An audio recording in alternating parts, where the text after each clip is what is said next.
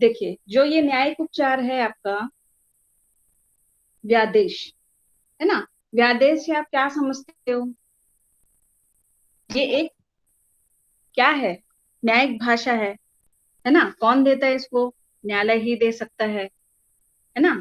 तो ये क्या होता है कि व्यादेश एक ऐसी न्यायिक कार्यवाही है जिसके द्वारा किसी पक्षकार को कोई विशिष्ट कार्य करने या न करने का आदेश दिया जाता है। ठीक है। तो आप, अभी तो मैं आपको ये परिभाषा बताई हूँ, उससे स्पष्ट है कि व्यादेश क्या होता है, पर सामान्य भाषा में अगर आपको ये समझना है तो उसका ये है कि न्यायालय आपको ये बोलेगा कि आपको ऐसा काम करना है या नहीं करना है। ठीक है। या कोई काम को करने के लिए बोलेगा या नहीं करने के लिए वो मना कर देगा, ऐसा बोलेगा। तो वो जो आदेश देता है उसी को कहा जाता है व्यादेश, कि किसी काम को रोकना या किसी काम को करने के लिए देना। ठीक है। जैसे कि आप लोग उदाहरण में इसमें देखोगे, परिभाषाओं से बहुत सारे स्पष्ट हो जाते हैं। दूसरा में ये है कि व्यादेश एक ऐसा आदेश है जिसके द्वारा किसी व्यक्ति को किसी अन्य व्यक्ति के अधिकारों में हस्तक्षेप करने या हस्तक्षेप करने की धमकी देने से रोका जाता है। ठीक है। मतलब कि इसमें कौन देता है व्यादेश, कौन आदेश देता है? केवल न्यायालय ही देता है। ठीक है। तो ये कितने प्रकार के होते हैं? व्यादेश भी ऐसा नहीं है ना, ये क्या है, बहुत प्रकार के हो सकते हैं, 4 प्रकार के होते हैं। ठीक है। व्यादेश तो समझ में आया ना आपको? कि और डिटेल करो इसको। व्यादेश कहाँ दिया है, कैसे समझोगे व्यादेश को? व्यादेश को अगर आपको समझना है ना, तो ये क्या दिया है आपका, किसमें दिया है? Specific life act. यस। ठीक है। विनिर्दिष्ट अनुतोष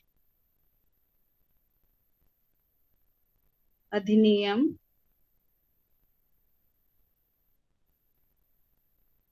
1963।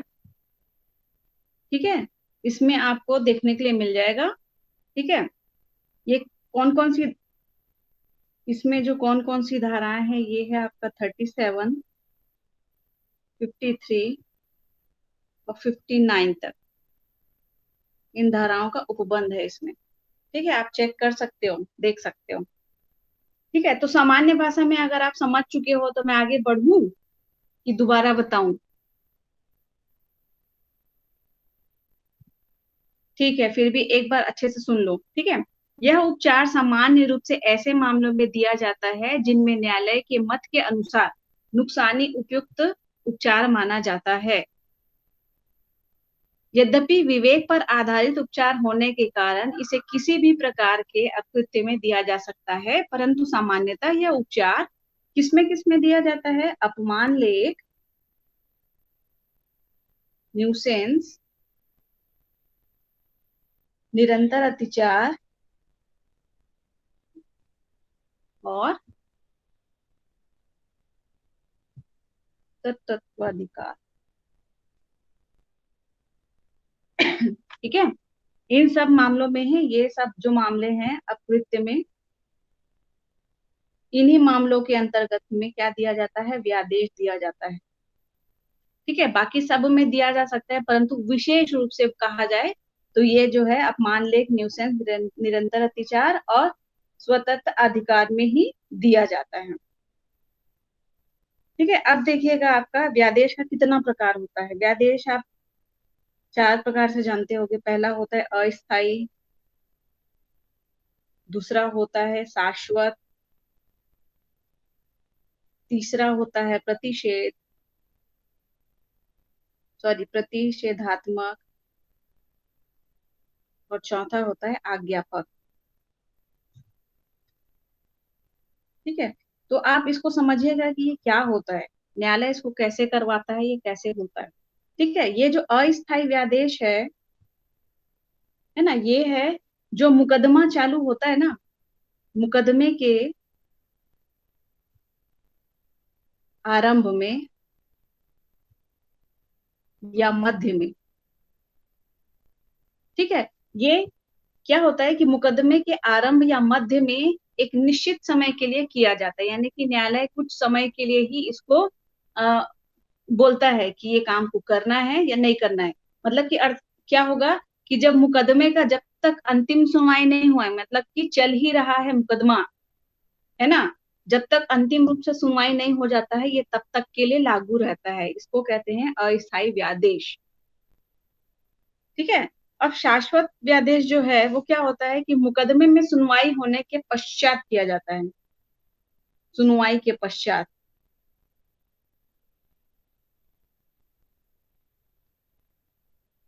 है ना। मतलब कि पश्चात होता है, इसका समझेगा कि क्या होता है कि इसके द्वारा न्यायालय प्रतिवादी को किसी कार्य को करने से स्थायी रूप से रोक देता है। ठीक है। अब देखिएगा, ये प्रतिषेधात्मक व्यादेश द्वारा क्षतिकर्ता को किसी क्षतिकारी कार्य को करने या दोहराने से रोकने का आदेश दिया जाता है, रोकने का आदेश। ठीक है, किसको? क्षतिकारी कार्य को। ठीक है, अगर आपके कोई अकृत्य से कोई क्षति कारित हो रही है तो उसके लिए क्या करता है न्यायालय? प्रतिषेधात्मक व्यादेश की कार्यवाही करता है, यानी कि आदेश देता है प्रतिषेधात्मक रूप से, यानी कि वो तुरंत बोल देता है कि इसको रोका जाए। ठीक है। और शाश्वत क्या होता है कि सुनवाई के पश्चात दिया जाता है, स्थायी रूप से दिया जाता है। ठीक है। और ये आज्ञापक जो है वो आदेश के रूप में दिया जाता है कि इस काम को आपको करना ही है। ठीक है, आदेश के रूप में करना ही है।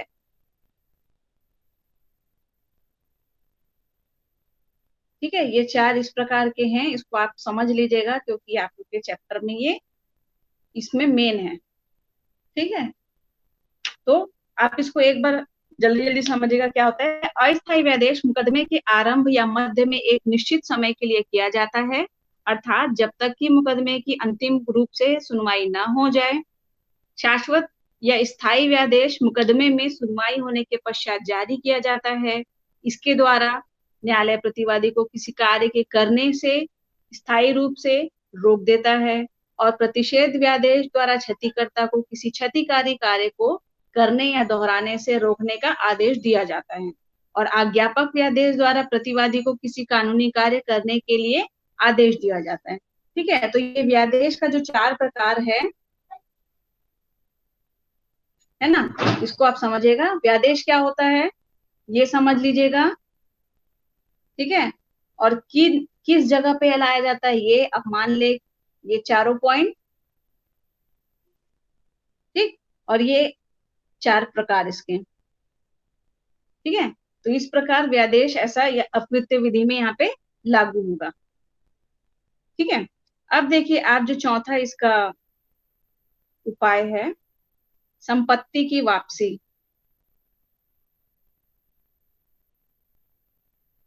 है ना, तो संपत्ति की वापसी क्या है? अपकृत्य में क्या है, एकदम आसान तो लगता है कि किसी संपत्ति वापस ले लो ऐसा करके, पर वैसा नहीं होता है।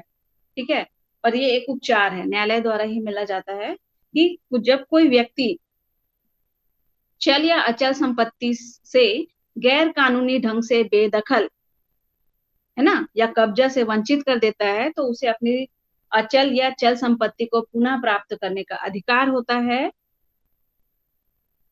ठीक है, जिसे क्या करते हैं न्यायालय द्वारा व्यादेश के द्वारा प्राप्त किया जा सकता है। तो ये है आपका इसका चौथा पॉइंट। ठीक है, ये सामान्य अर्थ में ही है इसका, इसको ऐसे ही लीजिएगा, न्यायालय द्वारा। ठीक है, आगे बढ़े। अब आप देखिएगा, ये जो था आपका न्यायिकेतर, न्यायिकेतर उपचार, है ना, ये जो न्यायिकेतर उपचार है कुछ कितने प्रकार के हैं? 5 प्रकार के हैं। आत्मरक्षा, निष्कासन एवं पुनः प्रवेश, संपत्ति पर पुनः अधिकार, न्यूसेंस का उपशमन और करस्थम क्षति। ठीक है,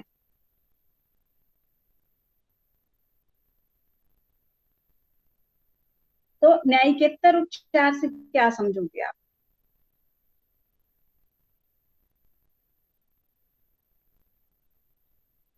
न्यायितर, और क्या लिखते हैं इसको, न्यायिकेतर।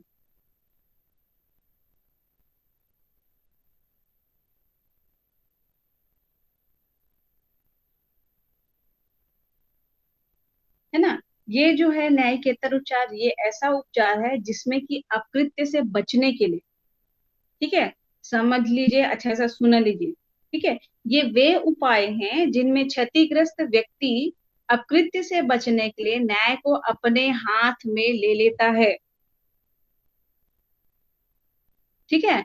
जब कानून व्यक्ति को अपने विधिक अधिकारों की रक्षा करने के लिए पूर्ण स्वतंत्रता देता है, ठीक है, आक्रमण करने वाले के विरुद्ध हर व्यक्ति को आत्मरक्षा करने का अधिकार होता है। ये निम्न रूप से होते हैं, ठीक है, जैसे आत्मरक्षा बताया मैंने। तो आप इसको सामान्य में क्या समझोगे कि जैसे कि हम क्या करते हैं, कुछ चीज ऐसा होता है कि जो कुछ अकृत्य हो जाता है या हम लोग के साथ में होता है ऐसा, तो हम उसके लिए सीधा न्यायालय नहीं जाते हैं, खुद ही सॉर्ट आउट करने चले जाते हैं। या पड़ोसी को, अगर पड़ोसी से कोई अकृत्य हो रहा है तो उसको हम सीधा बोलते हैं, है ना। तो वो जो हमारे द्वारा जो किया जाता है वो कहलाता है यहाँ पे न्यायिक उपचार। ठीक है, इसका प्रकार होता है आत्मरक्षा, पहला प्रकार है। तो इसमें ये बोलता है कि प्रत्येक व्यक्ति को अपने बल, यानी कि देखिए कि हर मनुष्य अपने आप को बचाने का पहले प्रयास करता है, ठीक है, कैसे भी कर सकता है, मार पीट के कर सकता है, झगड़ा करके, गाली गद्दे से, ऐसा कुछ भी तरीके से वो कर सकता है, वो उसका आत्मरक्षा कहलाएगा। ठीक है, पर अधिकतर इसमें आत्मरक्षा में बल का ही प्रयोग अधिकतर किया जाता है। ठीक है, और आत्मरक्षा किन किन किन लोगों के लिए किया जा सकता है, अपने शरीर के लिए किया जा सकता है, परिवारजनों की रक्षा के लिए किया जा सकता है, मालिक और नौकर की रक्षा के लिए भी किया जा सकता है, और संपत्ति की रक्षा के लिए भी किया जा सकता है। ये सारी चीजों की रक्षा आप करोगे तो वो आत्मरक्षा के अंतर्गत में आएगी। ठीक है, ये आत्मरक्षा के बारे में हम पहले भी चर्चा कर चुके हैं। ठीक है, तो ये उसका उपचार होता है, न्यायिकेतर उपचार का। ठीक है, दूसरा आप देखिएगा अतिचार, अतिचारी का निष्कासन। ठीक है, अब ये क्या होता है कि जो व्यक्ति क्या करता है कि जो जबरदस्ती घुस जाता है ना, अगर कोई आदमी आपके बगीचे में जबरदस्ती घुस आया या घर में घुस गया है तो उसको आप धक्का खुद ही निकालोगे ना कि कोर्ट जाने का तैयारी करोगे, या तुरंत ही पुलिस को बुलाओगे, नहीं करते हो ना ऐसा। वहां पे एट प्रेजेंट टाइम में आप क्या करते हो, सबसे पहले आप स्वयं प्रयास करते हो, ये वही प्रयास है। ठीक है, कि अतिचारी को आप निष्कासित करने का प्रयास करते हो। ठीक है, यानी कि आप क्या करते हो, अगर वो आपकी संपत्ति में कब्जा करता है या आपके गृह के अंदर आने का प्रवेश करता है, तो उसको अगर आप अपने से निकाल रहे हो तो वो कहलाएगा यहाँ पे अपनी आत्मरक्षा के लिए क्या कर रहे हो, वो अतिचारी को बाहर निकाल रहे हो, निष्कासन कर रहे हो उसका। ठीक है, तीसरा है आपका भूमि पर पुनर्प्रवेश। ठीक है, अगर गलत ढंग से अपनी संपत्ति से बेदखल किया गया है आपको, तो व्यक्ति अपना कब्जा क्या करता है, शांतिपूर्वक ढंग से पुनः प्राप्त करने का उसको अधिकार रहता है। ठीक है, वो क्या कर सकता है, अगर आपके संपत्ति में कोई कब्जा कर लिया तो पहले आप जाके उससे बात करना चाहोगे, है ना, बातचीत करके शॉर्ट आउट करोगे, तब तो न्यायालय में जाओगे, तुरंत तो नहीं चले जाओगे, है ना। ये वही चीज को बताता है कि भूमि पर पुनः प्रवेश पाने के लिए क्या करोगे, आप शांतिपूर्ण ढंग से उसका हल निकालोगे और पुनः प्रवेश प्राप्त कर लोगे। ठीक है, चौथा में आपको बताता है संपत्ति का पुनर्ग्रहण।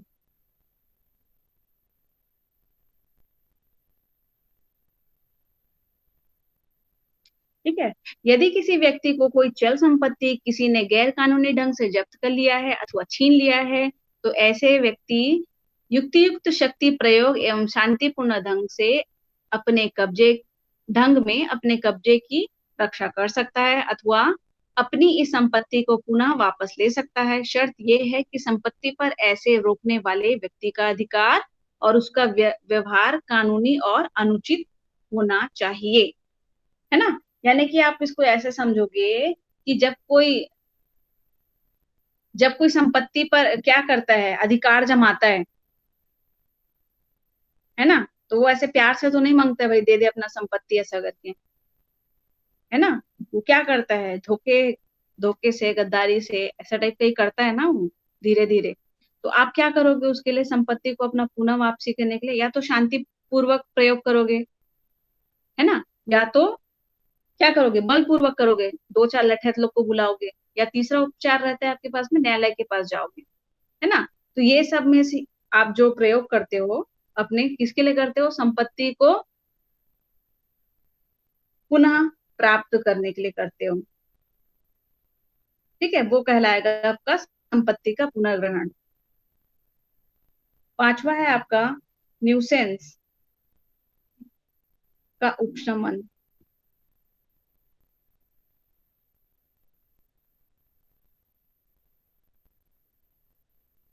ठीक है, न्यूसेंस का उपशमन।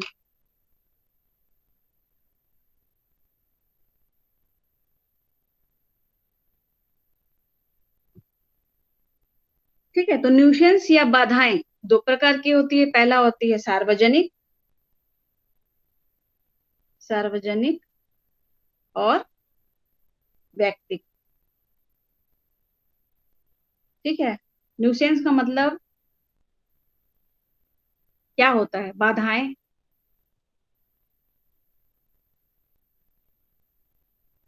चलो इसको क्लास के बाद में बताना मुझे, ठीक है। ये होता है दो प्रकार का, सार्वजनिक और व्यक्तिगत। कुछ अवस्थाओं में सीमित शक्ति का प्रयोग करके इनसे प्रभावित व्यक्ति इन्हें दूर कर सकता है। यदि किसी व्यक्ति की भूमि पर किसी प्रकार का न्यूसेंस उत्पन्न हुआ है तो उसे अधिकार है कि वह न्यूसेंस को समाप्त कर दे, ताकि उसकी भूमि उपताप से हानिकारक रूप से प्रभावित ना हो। ऐसा करने में कानून की शरण लेना अनिवार्य नहीं है, लेकिन न्यूसेंस हटाने में किसी अन्य व्यक्ति को अनावश्यक क्षति नहीं पहुंचनी चाहिए। उपशमन के लिए प्रयुक्त उपाय शांतिपूर्ण ढंग के होने चाहिए।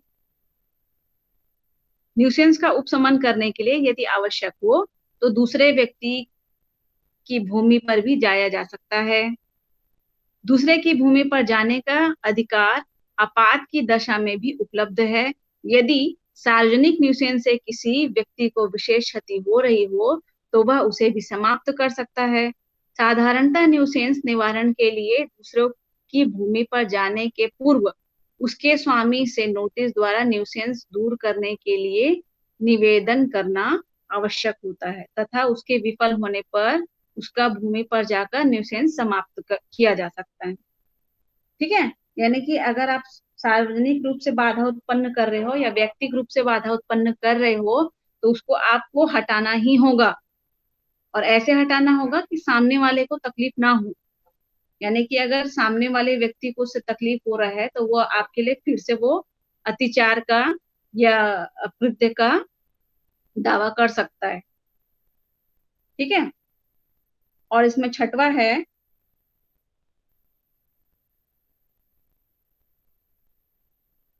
नुकसान पूर्ति